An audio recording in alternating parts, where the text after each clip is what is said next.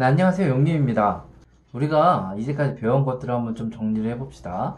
자, 하나님께서 온 우주를 창조하셨습니다. 그 하나님께서 다스리시는 것을 하나님 나라의 기본 개념이라고 배웠죠. 그리고 온 천지와 인간도 만들었습니다. 인간을 만드시면서 하나님은 하나님의 형상대로 우리를 지었다고 말씀을 해주셨는데, 이 하나님의 형상에서 가장 중요한 큰 의미는 뭐냐면 바로 하나님과 소통할 수 있다는 것입니다.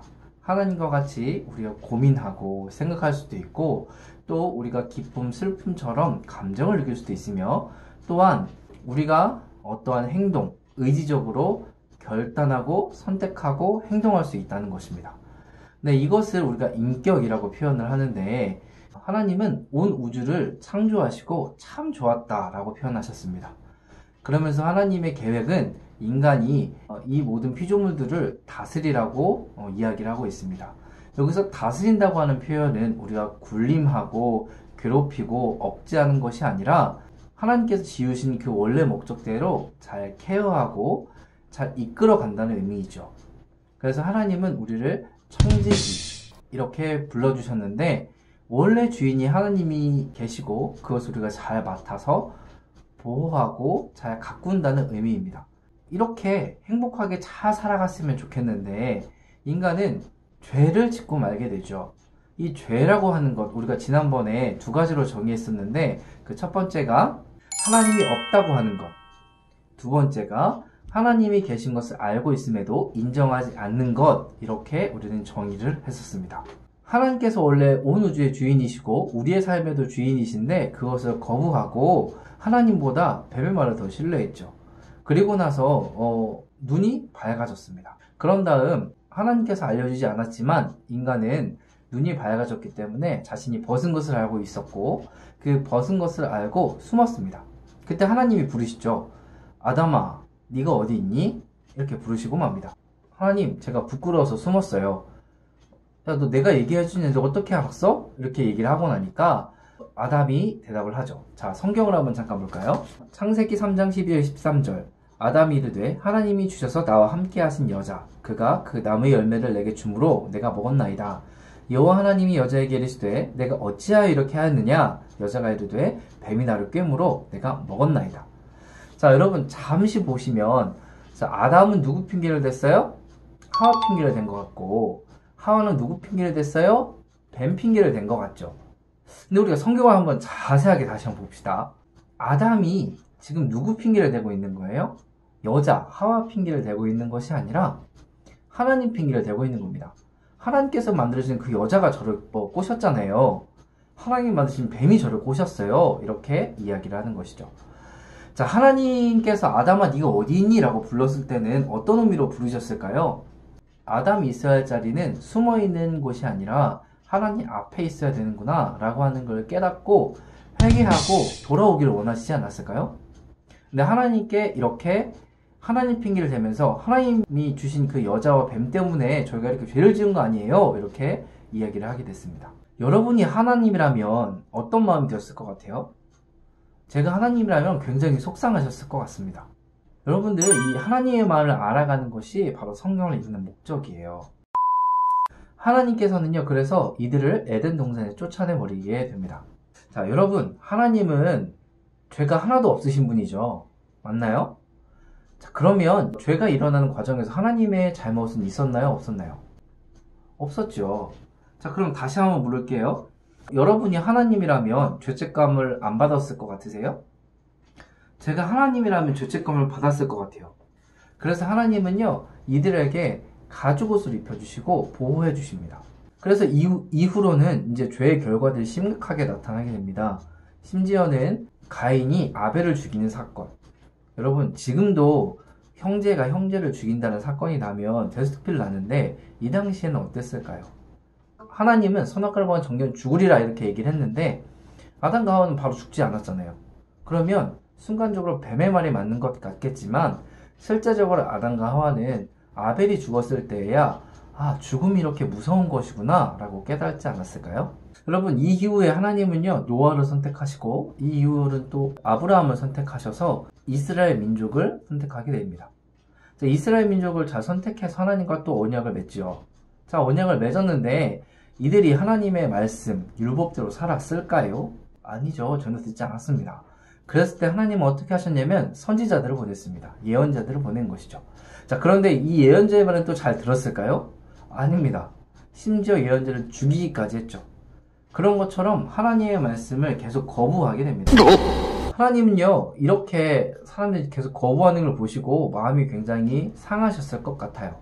왜냐하면 하나님은 우리를 사랑하시니까요. 자, 그런데 여러분 한번 생각해 보십시오. 하나님은요, 죄가 없으시잖아요. 죄를 미워하시는 분이 하나님이신데 그 하나님께서 죄를 인간이 지었으니 그 죄를 인간이 감당하게 하는 것이 어떻게 보면 정의로운 입장에서 맞지 않을까요? 심지어 하나님은 그렇게 할 수 있었습니다.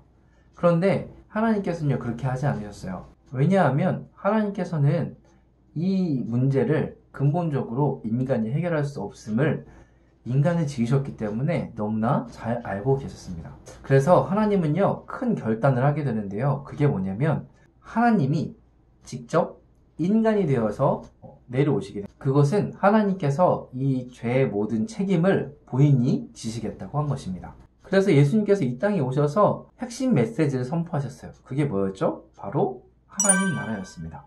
예수님은 하나님 나라를 가지셨고 또 병든 자들을 고치면서 그리고 예수님을 사랑하는 자들과 함께 하나님 나라에 대해서 더욱더 깊이 있게 이야기를 했습니다. 그런데 기득권층인 바리새인, 사두개인, 서기관들 이런 종교 지도자들은요, 오히려 예수님을 죽이기로 결심을 하게 됩니다. 우리가 잘 알다시피 예수님의 제자 중에 하나인 가룟 유다는 은삼십을 받고 예수님을 팔아 넘기게 됩니다. 여러분들이 예수님이라면 십자가 지는 게 쉬웠을까요? 저는 굉장히 어려웠을 거라고 생각합니다. 심지어 예수님도 그래서 땀방울이 핏방울이 될 때까지 기도하셨어요. 그리고 나서 결심을 하셨죠. 내가 이것을 책임져야겠구나. 그리고는 십자가를 지시기로 결심하십니다. 그래서 예수님은요, 십자가 6시간이나 매달려 있으셨어요. 심지어 온갖 조롱과 멸시를 받기도 했습니다. 그렇게 예수님은 십자가에서 죽으셨고 3일 만에 부활하셨습니다. 여러분, 부활이 굉장히 큰 사건이거든요. 여러분, 사도행전이나 그 이후에 보면요, 예수님께서 죽으심보다 오히려 부활의 증인이다, 이렇게 표현을 한 것을 볼 수 있습니다. 왜냐하면 부활이라고 하는 건 사망, 죽음을 이긴 사건입니다. 죄의 삭은 사망이죠. 선악과를 먹음으로써 하나님께서 너는 정녕 죽으리라라고 했잖아요. 죽음을 이긴 사건이 바로 부활이기 때문에 그렇습니다. 자, 여러분, 이것도 굉장히 중요한 이야기 중에 하나인데요. 여러분, 우리가 어렸을 때 이렇게 배웠죠. 자, 예수님이 죽은 게 누구 때문이에요? 나 때문이라고 배웠죠. 근데 이것은요, 굉장히 조금 제 생각에는 좀 어린아이 수준의 신앙이라고 생각을 합니다. 왜냐하면 예수님께서 죽으신 이유는 나 하나만 위해서 죽으신 게 아니고 온 우주의 회복을 위해서 십자가에 죽으셨습니다. 사실 저는 이 우주에 아주 먼지만한 존재잖아요.